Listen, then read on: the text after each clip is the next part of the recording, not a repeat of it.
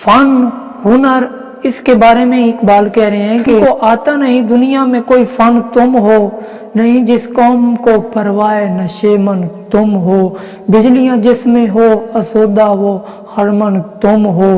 بیچ کھاتے ہیں جو اسلاف کے مدفن تم ہو نیکو نام جو قبروں کی تجارت کر کے کیا نہ بیچو گے جو مل جائیں صنم پتھر کے۔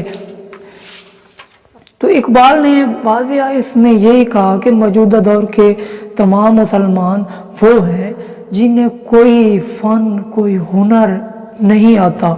وہ لوگ جن کو اپنے نشیمن کی بھی کوئی پرواہ نہیں۔ تمہاری مثال اس خرمن کی ہے جس میں آ کر بجلیاں بھی سرد ہو جاتی ہیں،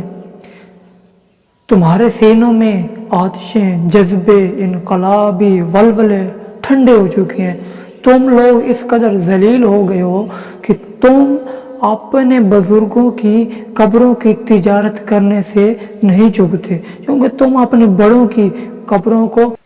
فروخت کر کے بدنام ہو چکے ہو، کیا تم پتھر کی پوجا کرنے سے باز رہ سکو گے؟ تو باب نمبر 10 میں اقبال فرماتے ہیں، خدا فرماتا ہے کہ موجودہ مسلمان یہ شکایت تو کرتے ہیں کہ وہ دنیا میں ذلیل خوار ہیں، لیکن وہ اس بات کو بھول جاتے ہیں کہ وہ خود کسی خاص فن یا ہنر میں مہارت نہیں رکھتے، ان کے دل گرم آرزو اور انقلابی جذبات سے یکسر خالی ہیں۔ دور حاضر کے مسلمان اس قدر خود غرض اور نفس پرست بن چکے ہیں کہ انہیں صرف اپنے ذاتی مفاد سے محبت ہے، نہ تو انہیں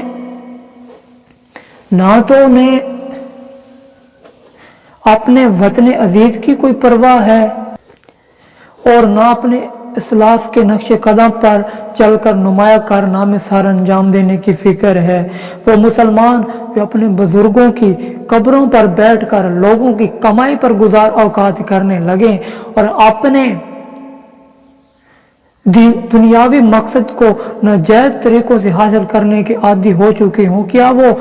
پتھر کے بتوں کی پوجا کرنے سے کبھی باز رہ سکتے ہیں؟